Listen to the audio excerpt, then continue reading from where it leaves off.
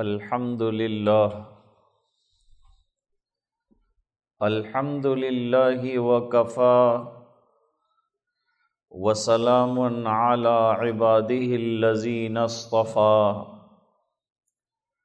اما بعد اعوذ باللہ من الشیطان الرجیم بسم اللہ الرحمن الرحیم شہر رمضان الذی انزل فیہ القرآن ھدی للناس وبینات من الھدی والفرقان صدق اللہ العظیم۔ وقال النبی صلی اللہ علیہ وسلم اللہم بارک لنا فی رجب وشعبان وبلغنا إلى رمضان او كما قال عليه الصلاة والسلام۔ اللهم صل على سيدنا محمد وعلى آل سيدنا محمد وأصحابه وأزواجه وبارك وسلم۔ ایک عرصہ دراز سے جس مہینے کی آمد کا ذکر ہو رہا تھا اور تذکرہ چل رہا تھا، اور ہر مسلمان کو ایک شوق تھا، ایک اشتیاق تھا کہ اللہ تعالیٰ اسے یہ ماہ مبارک نصیب فرمائے۔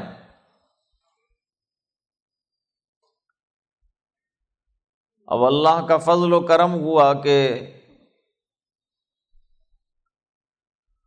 اس کے دروازے تک پہنچ گئے ہیں، اور یہ مبارک مہمان اب آ رہا ہے۔ نبی کریم صلی اللہ علیہ وسلم شعبان کے مہینے سے چاند کے دیکھنے کا اہتمام فرماتے تھے، اس شوق میں کہ ماہ رمضان آنے والا ہے، اور آپ صلی اللہ علیہ وسلم اس کے لیے دعا فرماتے تھے، اور دعا یہ رہتی تھی کہ اللہم بارک لنا فی رجب و شعبان، اے اللہ ہمارے ماہ رجب میں اور شعبان میں برکت عطا فرما۔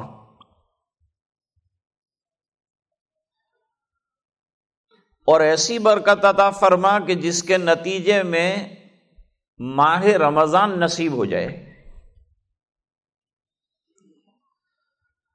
آپ صلی اللہ علیہ وسلم ماہ رمضان کی اتنی تڑپ اور اتنا شوق کیوں رکھتے ہیں؟ بہت سادہ سا جواب تو یہ ہے کہ یہ مہینہ اصل میں بڑی برکتوں والا، بڑے اجر والا، بڑی فضیلتوں والا، بڑی رحمتوں والا، بڑے ثواب والا ہے۔ اس وجہ سے اس مہینے کے ساتھ اللہ والی نسبت لگی ہے، اس مہینے کو اللہ کا مہینہ کہا۔ جیسے محرم کے مہینے کو بھی شہر اللہ المحرم کہا، اسی طریقے سے اس مہینے کے لیے بھی فرمایا شہر اللہ، اور ظاہری بات ہے کہ نسبت کی وجہ سے چیزیں اونچی ہوتی ہیں۔ اللہ کی ذات کی نسبت لگ گئی اس مہینے کو، تو یہ مہینے کی فضیلت کتنی ہو گئی اس کا اندازہ لگا۔ علماء نے ایک بات لکھی، وہ بات یہ ہے کہ جس طریقے سے حضرت یعقوب علیہ السلام کے 12 بیٹے تھے، اور یہ سب 12 بیٹے جو ہیں نبی کی اولاد، لیکن ان میں بھی منتخب جو تھے وہ حضرت یوسف علیہ السلام تھے، جن کو اللہ نے نبوت سے سرفراز فرمایا۔ تو ظاہری بات ہے کہ جیسے یعقوب علیہ السلام کے سب بیٹے نبی زادے تھے، لیکن نبی کون بنا؟ حضرت یوسف علیہ السلام بنے۔ اسی طرح مہینے تو سب اللہ کے ہیں، لیکن انتہائی مبارک مہینہ، فضیلتوں والا مہینہ بنا، ماہ رمضان بنا۔ ایک بزرگ نے بڑی اچھی بات فرمائی کہ ہم یہ دعا کرتے ہیں، اور قرآن کریم میں یہ دعا ہے بھی، ربنا آتنا فی الدنیا حسنہ وفی الآخرۃ حسنہ وقنا عذاب النار۔ اس میں رمضان المبارک کے 3 اشروں کا تذکرہ ہے۔ آتنا فی الدنیا حسنہ، رمضان کے 3 حصے ہیں۔ پہلا حصہ رحمتوں کا، اللہ کی مخصوص عنایتوں کا، رحمتوں کی بارش ہوتی ہے اس مہینے میں،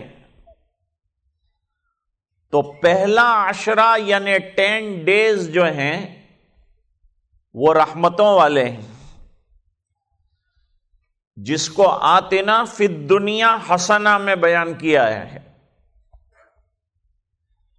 وفی الآخرۃ حسنہ، رمضان المبارک کا دوسرا عشرہ یہ مغفرت کا زمانہ ہے۔ فرمایا فی الآخرۃ حسنہ میں مغفرت کا تذکرہ ہے، اور رمضان کا آخری عشرہ وقنا عذاب النار، جہنم سے چھٹکارے کا ہے۔ اس کے لیے دعا فرمائی وقنا عذاب النار۔ تو یہ دعا میں تینوں تذکرے آ گئے، رمضان کا پہلا عشرہ رحمتوں والا، دوسرا مغفرت والا، تیسرا نجات من النار والا۔ رمضان کی عبادتوں میں روزہ سب سے بڑی عبادت ہے۔ ایک صحابی نے سوال کیا کہ حضور کوئی ایسی عبادت بتائیے کہ جو بے مثال ہو۔ حضور پاک صلی اللہ علیہ وسلم نے فرمایا کہ روزہ رکھا کرو، یہ بے مثال عبادت ہے۔ اور گزشتہ میں نے ذکر کیا تھا کہ روزہ کیا ہے؟ یہ جسم کی زکوٰۃ ہے۔ جیسے مال کی زکوٰۃ ہوتی ہے، اسی طریقے سے روزہ جو ہے وہ جسم کی زکوٰۃ ہے۔ علماء نے لکھا اور سائنسدان کہتے ہیں کہ روزے سے جسم پر بڑا اچھا اثر پڑتا ہے، اور اللہ تعالیٰ اس کی برکت سے صحت عطا فرماتے ہیں، تندرستی عطا فرماتے ہیں۔ تو یہ روزے کی بڑی اہمیت نکلی۔ ایک روایت عجیب بیان فرمائی روزے کا اجر اور روزے کا ثواب اور روزے کی فضیلت کیا ہے؟ فرمایا کہ ایک کوا اپنی اڑان بھر کر اڑے اور اڑتا ہی رہے اڑتا ہی رہے اڑتا ہی رہے، پوری زندگی اس کی اڑتا رہے۔ جب اس کی عمر پوری ہوگی اور جتنا فاصلہ اور جتنا ڈسٹنس وہ طے کر لے گا، اللہ تعالی روزہ دار کو جہنم سے اتنے ڈسٹنس پر رکھ دیتے ہیں۔ کوے کی عمر کتنی ہے؟ بعض محققین کی رائے یہ ہے کہ 1000 سال کی عمر ہے۔ یہ روزے کا ایک روزے کا اجر یہ ہے، جب 30 روزے رکھے گا، 29 روزے جو بھی مقدر میں ہوں گے وہ رکھے گا، تو جہنم سے کتنی دوری ہو جائے گی اور جنت کتنی سنوار کے اس کو عطا کی جائے گی۔ رمضان سے ایک دن پہلے ہم لوگ تو چاند کی باتیں زیادہ کرتے ہیں، لیکن سرکار رمضان کے فضائل بیان فرماتے تھے۔ اور جب مدینہ منورہ میں ماہ سیام کی فرضیت کا حضور نے اعلان کیا تو گلی گلی میں رمضان کا تذکرہ تھا، صحابہ کرام میں تذکرہ اور صحابیات میں تذکرہ اور بڑوں میں تذکرہ اور چھوٹوں میں تذکرہ اور بچوں میں تذکرہ اور خواتین میں تذکرہ کہ بھئی ایک عجیب مہینہ جو ہے اللہ تعالیٰ نے ہم کو عطا فرما دیا، ایک عجیب نعمت اللہ تعالیٰ نے ہم کو عطا فرمائی۔ ہر جگہ اسی کا چرچا،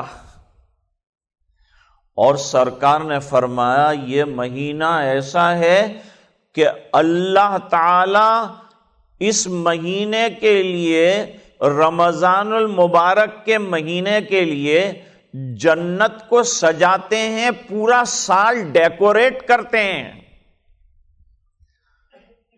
اور جیسے ہی رمضان کا مہینہ آتا ہے جنت کے جتنے گیٹ ہیں اور دروازے ہیں سب اوپن کر دیے جاتے ہیں، کوئی دروازہ بند نہیں رہتا، اور کوئی جہنم کا دروازہ اللہ تعالی کھلا نہیں رکھتے، ان تمام دروازوں کو بند کرتے ہیں اور جنت کے ہر دروازے کو کھول دیتے ہیں، اور اعلان ہوتا ہے باقاعدہ، ملائکہ اعلان کرتے ہیں یا باغی الخیر اقبل،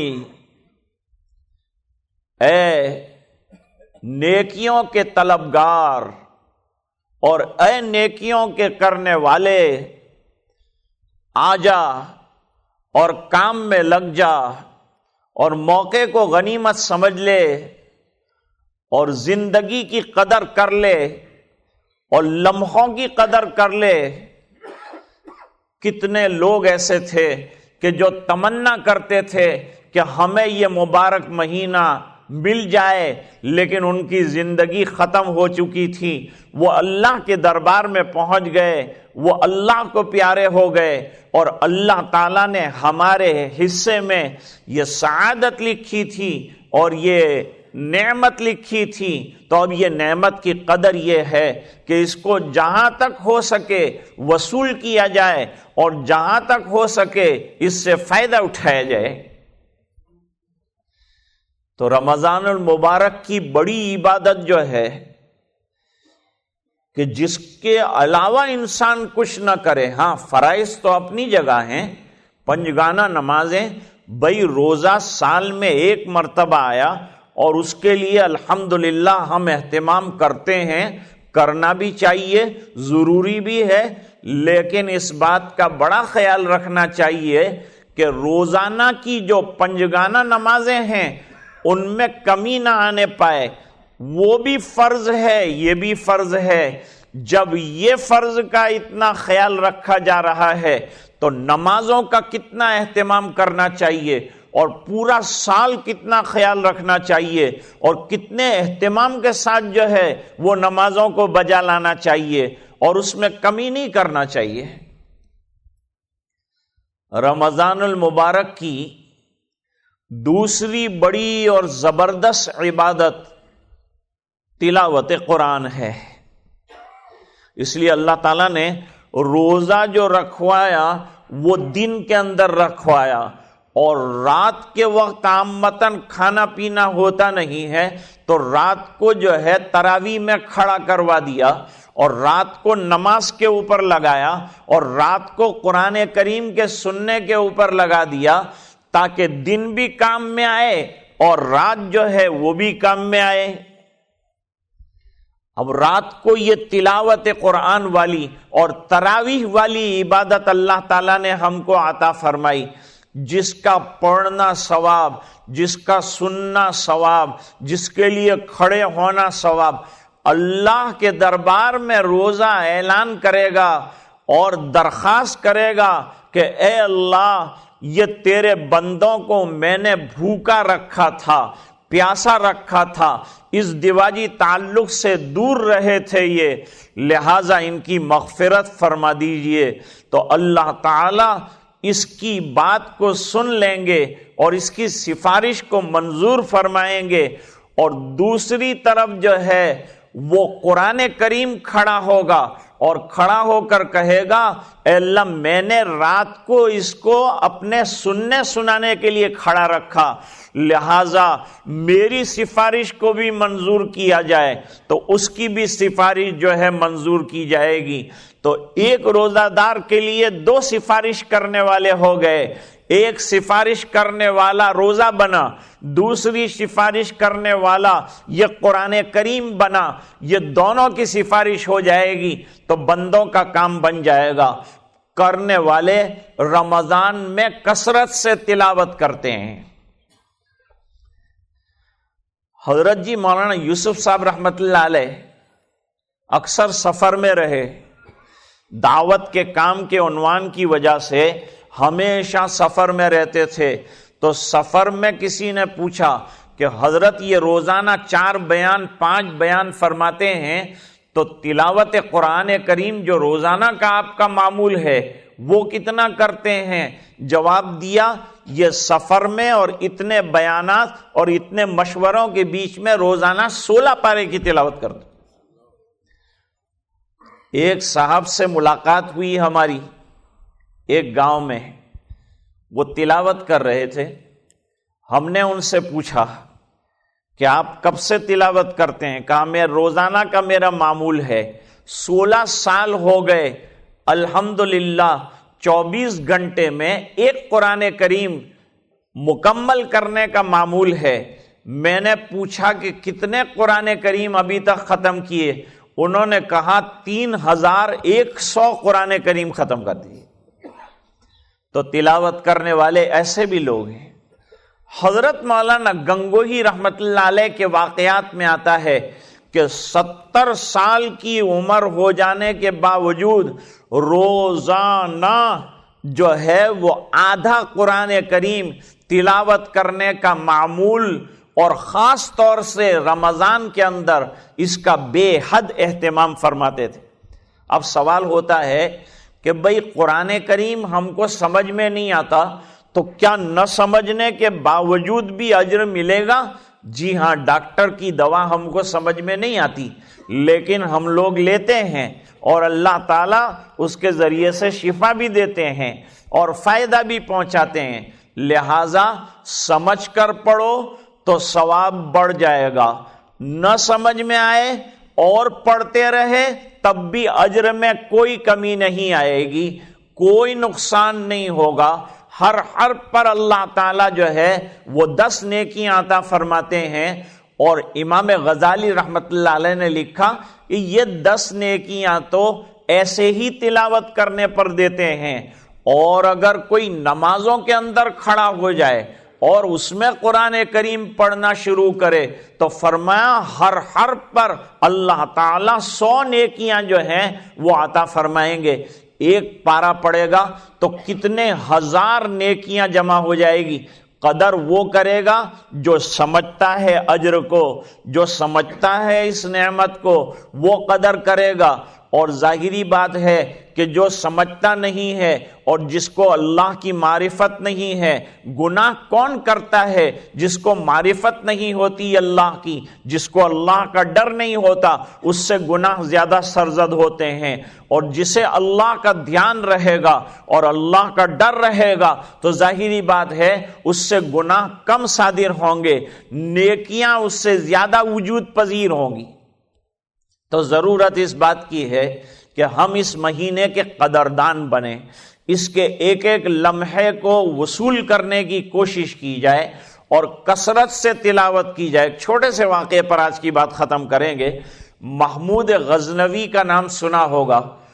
وہ جب آ رہے تھے ہندوستان اپنی فوج لے کر تو ایک غریب کے یہاں جو ہے انہوں نے رات گزاری تھی۔ اس نے درخواست کی تھی کہ حضرت میرے یہاں رات جو ہے گزاری جائے۔ انتقال ہو گیا محمود غزنوی کا، اور انتقال کے بعد کسی نے خواب کے اندر دیکھا، پوچھا کہ کیا معاملہ ہوا، اللہ تعالیٰ نے کیا معاملہ فرمایا آپ کے ساتھ؟ فرمایا اللہ تعالیٰ نے مغفرت فرما دی۔ کس بنیاد پر مغفرت ہوتی ہے اللہ تعالیٰ کے یہاں؟ وہ ذرا دیکھیے۔ یوں فرمایا کہ اللہ نے مغفرت فرمائی قرآن کریم کے احترام کی وجہ سے۔ کیا احترام کیا تھا آپ نے؟ کہا وہ غریب آدمی کے گھر میں رات کو جھونپڑے میں جا کر رہا، چھوٹا سا چراغ جو ہے وہ ٹمٹما رہا تھا، جل رہا تھا۔ میں نے رات کی وہ مدھم روشنی میں نظر ڈالی اپنے چھوٹے سے کمرے میں، تو اس میں ایک کونے میں قرآن کریم رکھا ہوا نظر آیا۔ میں نے پوری رات قرآن کریم کے احترام میں سونا پسند نہیں کیا کہ یہاں قرآن رکھا ہے اور میں پیر پھیلا کر سو جاؤں، سویا نہیں۔ قرآن کریم کے احترام میں کبھی اس کو پڑھا، کبھی سینے سے لگایا، پوری رات لے کر بیٹھا رہا۔ اللہ تعالیٰ کو یہ ادا پسند آ گئی کہ تو نے میری کتاب کے احترام میں نیند کو قربان کر ڈالا، لہٰذا تجھے جنت کا میں مستحق قرار دیتا ہوں۔ تو اندازہ لگائیے کہ احترام کرنے پر ایک رات کے اللہ تعالیٰ نے جنت جیسی بیش بہا نعمت سے مالا مال فرما دیا اور عطا فرما دیا۔ اللہ تعالیٰ ہمیں بھی قرآن کریم کا قدردان بنائے اور کثرت سے اس کی تلاوت کا یہ مہینہ ہے، اس میں تلاوت کی توفیق عطا فرمائے، اور رمضان پر اکتفا نہ فرمائیں کہ رمضان ختم تو تلاوت ختم، بلکہ دعا کریں کہ اللہ تعالیٰ بعد رمضان کے پوری زندگی تلاوت قرآن کا پیارا عمل اور پیارا مشغلہ ہم سب کو نصیب فرمائے، اس کے ایک ایک حرف کا عشق نصیب فرمائے۔ میرے والد صاحب فرماتے تھے کہ قرآن کریم سے سرسری تعلق نہیں ہونا، قرآن کریم سے عشق کا تعلق پیدا کیا جائے۔ اللہ تعالیٰ ہم سب کو اس کی توفیق عطا فرمائے۔ وآخر دعوانا ان الحمد للہ تعالی رب العالمین۔